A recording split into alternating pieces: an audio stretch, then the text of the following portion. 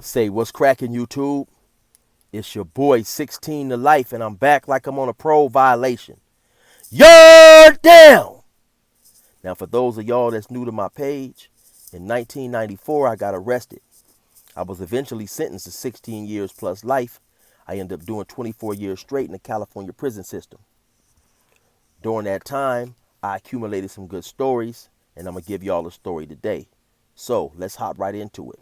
Actually, though, this is not going to be a story per se. It's just going to be about some of the strange and weird individuals I encountered during my time. Now, a lot of dudes, well, I wouldn't necessarily say a lot, but some people got off on exposing themselves to female officers when they would walk by doing count or stuff like that. Now things like that, it didn't, I can't say it happened often, but it happened enough to the point that when people would hear about it, it wasn't something that would be alarming or extremely shocking. A lot of times, the female officers, when they do walk by and count, well, when the guards walk by and count, they're counting at a certain time every single day. And so, in the event a female officer would happen to be working and would have to count, sometimes, you had different individuals who would like to expose themselves to the female officers. So maybe the female officer might be walking and doing count. Then all of a sudden you might hear her yell, "Why you got that out? I don't want to see that little thing. Put that away." Then of course, people who heard that in the other cells, they would start snickering. They might go to the door and be looking, trying to see, who she was talking about. Then sometimes, maybe 10, 15 minutes later, after she was finished doing count, she'd come back to the building in that particular cell with another 3 or 4 male officers. They would ask that individual to step out. He'd be handcuffed, and they'd take him to the hole for, exposing himself to a female officer. Like I say, that was something that, it happened, it happened from time to time. But one of the strangest individuals that I ran across in the course of doing my sentence was this brother by the name of Pretty Ricky. Now, that was his real name, and this dude happened to be up out of LA. As far as convicts go, he was a relatively big dude. I would say he was one of the bigger dudes on the yard, probably about 6'2", probably 230, 30 pounds, somewhere, give or take, up in there. And this was long after they took the weights. But like I say, now this happened at Corcoran at SATF on the level 2 yard. And he happened to be in another building. On that yard, it was only 2 buildings.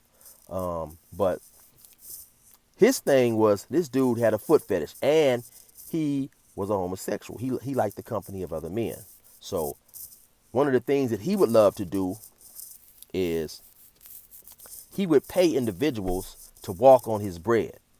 Yeah, he had a foot fetish. So each day we would get a sack lunch, and it would be some bread in there in the pack. So he'd open the bread, take it out the pack, find him somebody who was interested, and he would set the bread on the ground and had him walk on it. He wanted them to take off their shoes and their socks and walk on his bread and step on his bread, with his feet, kind of like massage their bread and massage the bread or whatever with his feet. And then what he would end up doing is, then he'd make a sandwich and he would eat the bread. Yeah, this was a cold individual right here, man. Yeah, man. And another thing that he liked to do, he liked to host basketball tournaments. And so he might put together, a 4-on-4 basketball tournament. And what he would do is he'd give the winner, the winning team, possibly a case of sodas, 4 candy bars. He might go buy him some ice cream from the snack bar or whatever.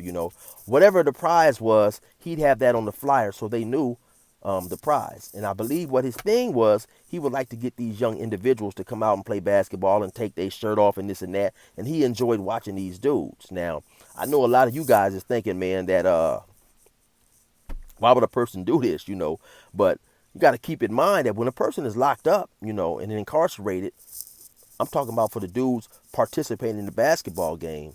A lot of people don't have money like that. You know what I'm saying? And maybe they wasn't so much tripping on the dude watching them. Maybe that didn't go deep into their mind. You got some of these dudes in there who've been in there for years. They ain't had a soda. Everybody don't have money. Everybody's not taken care of in there. Everybody don't have family who can send them things that they can get the extra things that the prison doesn't provide. So a couple Snickers bars, some sodas, some donuts or whatever he may have been offering up as a prize was a good incentive to some to participate in this basketball game, like I say, without giving much thought that this other dude was getting his jollies watching these dudes play basketball. Uh, Actually, I remember one time too that me and my homeboy Alvin Walls, we almost got into it with this individual. I can't remember the exact nature of the argument that my homeboy and he had, but one day we happened to be walking the track, and I think my homeboy told him, "Don't be looking over this way" or something. Then that dude said something. Then my homeboy like reared up on him real tough, and now my homie ain't nothing probably but about 5'10", 210 pounds or whatever. But like I said, my homie, he's older. He got a little stomach on him. You could tell he used to work out. But I'm thinking like, damn, man, because when my homeboy turn up on him and go hard, I'm thinking he finna say something, and then we finna have to hop on his helmet though. You know what I'm saying? But when my homeboy turned it up on him, he he basically tucked his tail and turned around and went on about his business. But like I say, in the course of doing time, man, you encounter some strange individuals. I never forget, it was another brother who I was locked up with, Voodoo, and this here was at CMC East. Now, it got to a particular point where this one female officer, during a certain time of the day, she would come out. They had a bench right in front of the program office. The program office is where the sergeant, the lieutenant, the captain, that's where they're at in there. They had a bench right outside of the program office. And this particular female officer, she would come outside at a certain time every day and sit there and eat her lunch or maybe just hang out. So some type of way, I guess, Voodoo picked up on this. And what he was into, this dude would put on these tight ass sweats, these gray sweats with no drawers on. And he would go sit at, now when the female officer sat at a bench, it was another bench on the yard, because her bench was up against the wall, like right in front of the program office. Then so maybe about 5 feet away, it was a track where they run around the yard. Then maybe another 2 or 3 feet away, it was a bench where people could sit at and play games, chill, read, whatever. He would sit at that particular bench with his legs stretched out and facing her in a way to where he was basically exposing himself to her, but just with the sweats on. Now this went on for quite some time. This went on for maybe about a month, and so of course, the longer it's going on, I guess in his mind, the female officer, she's enjoying it. And don't get me wrong, you had several women in different institutions who love to walk by and look at the dudes.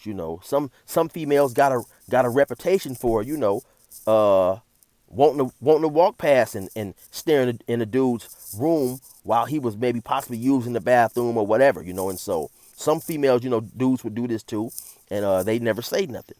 So now, by this time, though, when Voodoo was doing this shit, you got some of the dudes who realize what they doing, and they starting to laugh and giggle. Now they starting to call him Voodoo in the Meat Log Chronicles. Like I say, he'd put on these tight ass sweats and he'd walk over there and stuff. You'd have dudes looking like, there go Voodoo. Hey, y'all, look at Voodoo. There go Voodoo. So one particular time, he goes out here, to go into another episode of Voodoo in the Meat Log Chronicles. And like I said, where the bench is also right outside of the program office. The program office is where the sergeant, the captain, the lieutenant, their offices is located inside the program office. So and they had a big old giant window that they could also look out to the yard. So I'm assuming maybe one of the guards up in there happened to look outside and basically picked up on what he was doing. So then they came out there. They told him to stand up, handcuffed him, turned him around, and took him to the hole or whatever. There was another individual I remember by the name of KB. Excuse me, we was in Ironwood on the A yard. Now, KB, he loved to go to the weight pile and masturbate to this female officer who was in a tower that was overlooking the yard. The tower happened to be maybe about 15 or 20 feet right in front of the workout pile where the blacks worked out at. Now, before she had started working in the tower, she was a yard officer, which meant when she would come to work, she'd be outside on the yard. She'd walk around and stuff and, make sure everything was running smooth on the yard. In the event there would happen to be a fight or an alarm, then it was her job as well as the other yard officers to run over there and, handle the situation and take care of the problem. At some point in time, she stopped working on the yard and she had started working in the tower. And so I guess when she was working on the yard, because she was extremely attractive. She was extremely attractive lady. She probably was only about 26, 27, somewhere around there. Nice and tall, nice shape. She's very attractive. And so I guess he had developed some type of crush on her. So when she got in the tower, he started to go to the weight pile, which was right below the tower, and masturbating and stuff to her. Now, you can't be doing no shit like that outside exposed. It came to the attention of some individual. Then they went and got at somebody they knew in the Long Beach car or whatever, wherever he was from, and they went and got on him about that. But people fail to realize, even though you have dudes who are locked up, it's certain things that the convict population is definitely gonna frown upon, and you'll definitely be checked and possibly even, physically assaulted for doing some certain type of shit like that.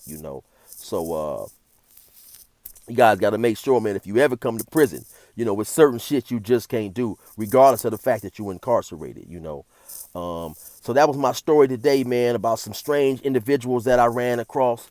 From time to time, you will have people doing weird, strange stuff. You keep in mind that a lot of these dudes have been separated from female, from the touch of a female. Some of them, a lot of individuals they're not even in contact with a female. They're not getting visits. They're not even talking to a female. Nobody's even writing them, so from time to time, man, you're going to have some strange shit happen, and that's just the nature of prison. So anyway, that was my story right there about some of the strangest cats that I had encountered when I was locked up. Y'all definitely stay up, stay safe. You already know what time it is, man. Resume normal program.